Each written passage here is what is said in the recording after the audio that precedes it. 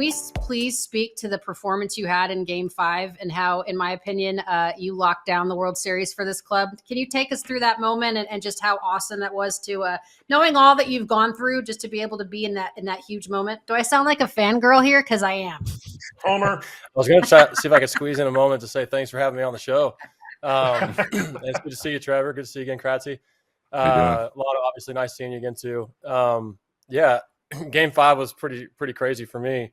You go into a game trying to figure out when your lanes are and when you potentially could come in at the earliest.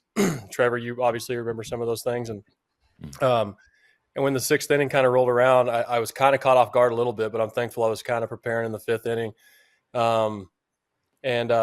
You know, the biggest thing for me was just try to minimize pitch count and just force weak contact. And fortunately, you know, I had a few deep counts, but there were some counts early in that first full inning that I went back out. I think it was the 7th. The inning went quick enough to allow for an opportunity to extend into the 8th. And once I got to the 8th, my mindset was just finish the inning, so we had a clean one for whoever came in behind me.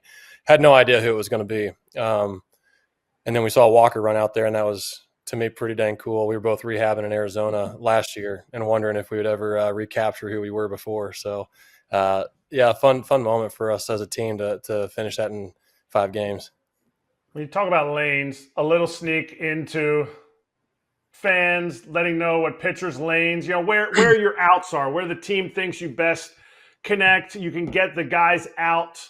Your lane was an absolute 8-lane highway out in Houston. You went 2 1/3 innings. You had 42 pitches. At what pitch? Because we talked about this after the Garrett Cole inning where he threw, I'm not sure what it was, 35 pitches in that big blow-up inning. And 5th inning. And yeah. You have 42 pitches. At what pitch were you because I remember watching the game and watching your body language. It's probably something I'll never forget, is watching pitchers' body language. Were you this next one's not going to have as much as the last one? This next one's not going to have as much as the next one? Or did it always just reinvigorate you?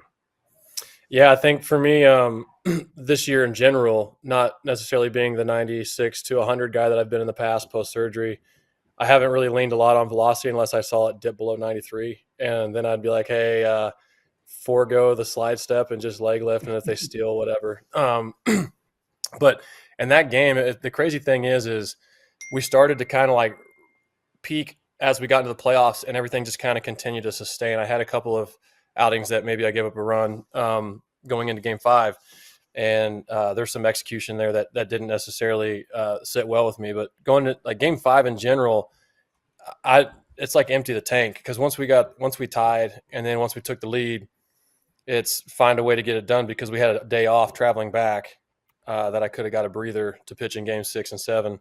And so it's give everything you got, because, I mean, as players, you never know. Tomorrow's never promised, and just trying to find a way to extend. But I never felt like this next one's going to have less than the one before. Actually, it's the best my body had been moving all year, and I wonder if some of it has to do with the mindset of just get it done. And then, you know, I've always noticed, in the past, in spring training when I was a starter, the moment I got to 2 or 3 innings as an up, everything took care of itself. My body started feeling better. The mechanics started lining themselves up. And it was kind of a weird thing, because after the game, they joked to me. They said, you hit 98.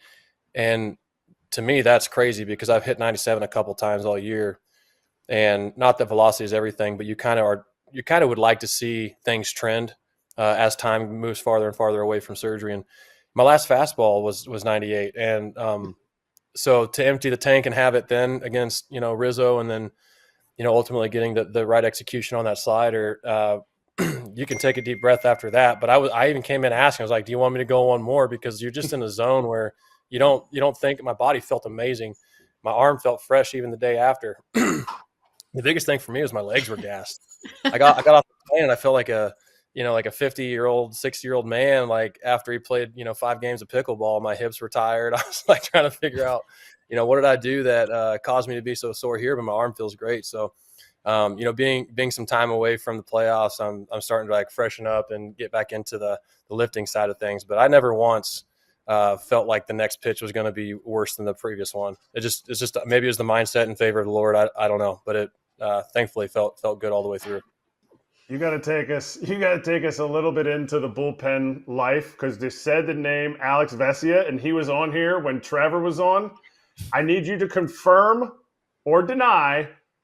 Do you have to move away from Alex as the game moves on? Because he was on the show and my guy had so much energy. He was like intense. And I'm like, man, if he's like this on the show, in the bullpen, you might just be like, Alex is talking to me. Like, Alex and I have a very special relationship. And I'm going to tell you this, Kratzy, because you're like a veterano. You've been through some of the old school grooming of young guys coming through. So I was in a clubhouse with like Jason Worth, Adam LaRoche, Zimmerman's, and I had some really good veteran leaders in DC when I first came up. And it was like, hey, stick in your locker. Don't even sit on the leather couches until you're pole to pole. Like, you have to earn that right. And they respected you as a player. But there's like some razzing that goes along. And I appreciate it, because you have to earn the respect of your peers about how you carry your business. And if they respect the way you go about your business, then you can start to loosen up and like garner a closer relationship with them. The game's totally different now. You know, it's like everybody's got to be super comfortable. And so my first year with the Dodgers with Alex was in 21. And I was learning this new like lateral slider that everybody calls a sweeper. And, you know, there's some mechanical cues you have to stay on top of that I learned through this process. But I was getting pretty fatigued in my elbow at the time. And I took some time off, like just a couple of days for a breather. And Vesia comes in. I met this guy just through spring training. Heard he has like this crazy vert four-seamer, which is not in my game at all, so I don't pay attention to it. And he walks up to my locker and he goes, "Are you down today?" I was like, "Yeah, they're going to give me one more day." He's like, "Are you going to be okay? Is your Blakey going to be okay?" And I was like, you know, like my head's like wanting to explode. And I'm not a guy that cusses. And I said, "Alex, hold on a second." I told everybody else to leave. And I said, "Listen, dude, if you would have come up in the time that I came up and you were to say that to somebody," and I'm not like a super vet at the time. I've got like 8 years, 7 years.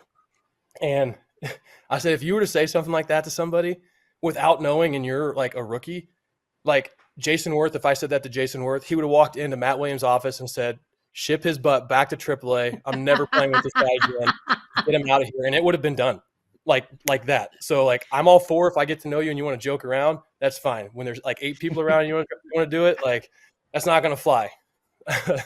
And so then fast forward, I go on the shelf in 22 and I'm like stir crazy on the IL. I go down with the bullpen. I hang out for 5 innings, come in, do some more treatment when no one's in there.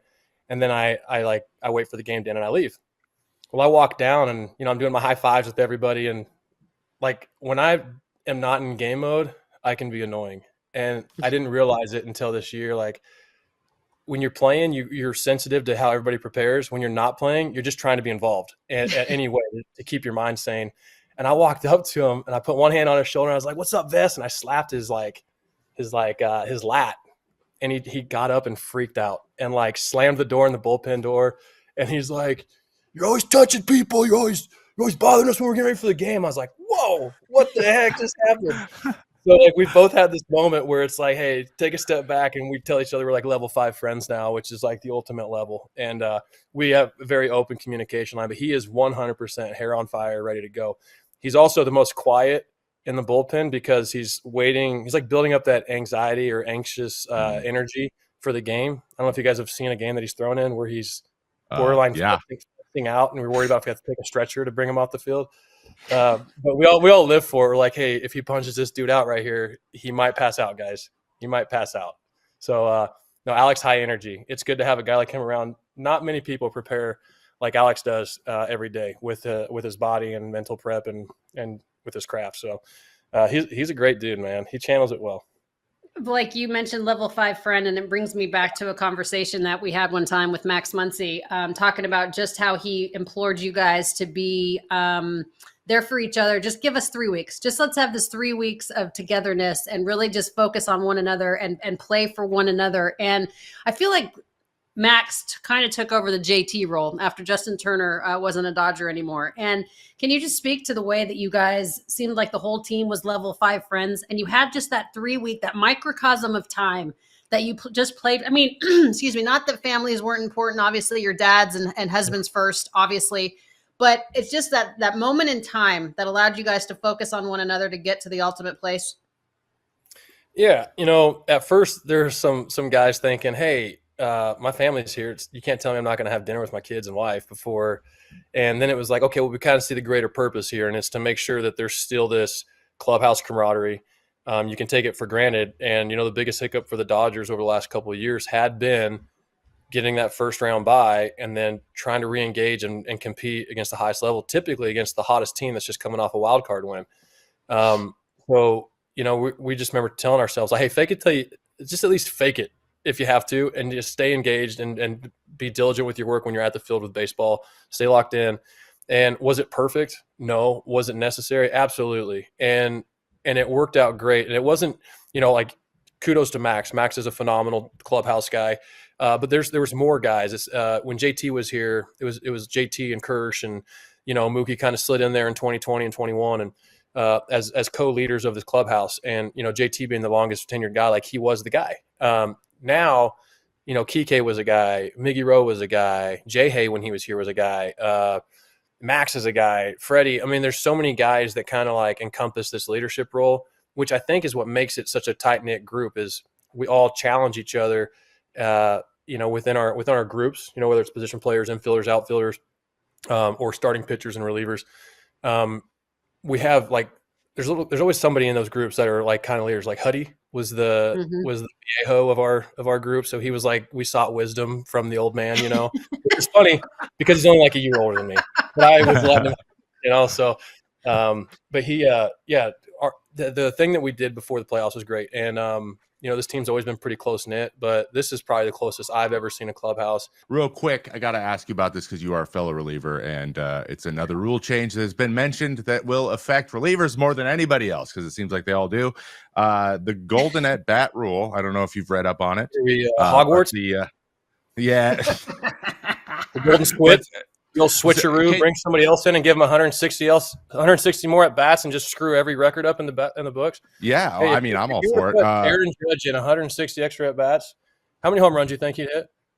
A billion. Well, let's figure this out. So I want to know. Are you like me? Because I in my last year in 2023, I had to intentionally walk 5 people, 3 of which were Shohei Ohtani, and it drove me crazy. Right? I hate intentionally walking somebody.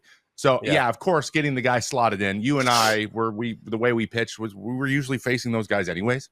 Yeah, they usually lined it up. So if you came up, they're like intentionally walking, you could just be like, get back in there. We're doing this, you and me, and you use it that way. I love it for that way. What do you feel? Person. Hey, here's your golden rule. Take your base. Suck it. I would not. What are you going to say? Oh, sorry, we get one challenge. Okay, challenge again. I'll walk the bases loaded before letting you put Soto or whoever else in there multiple times.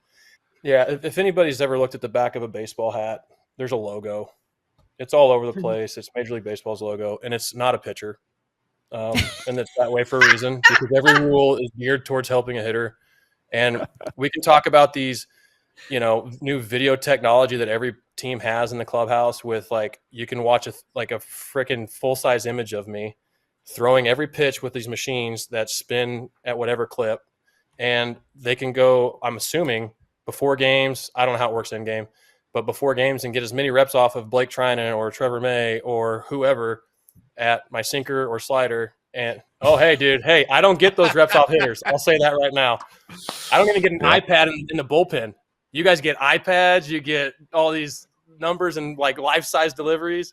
Like, it's interesting. Hey, move it back to 64 feet next time. That's the next thing. Let's talk about that. I just want. Hell, if you're in New York, you can't even see the game in the bullpen. So like, you can't even see what's happening.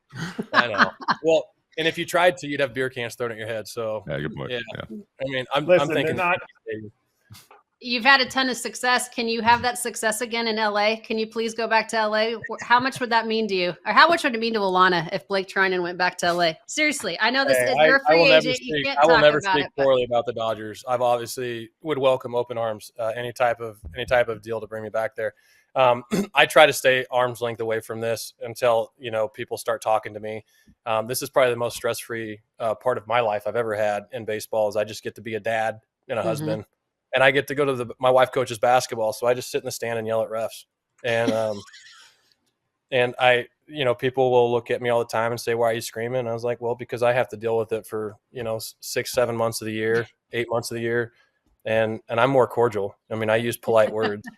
I just like to scream a little bit every now and again. And Blake, we appreciate you very much. Congratulations, World Series champion. You're a better person than you are a pitcher. We appreciate it.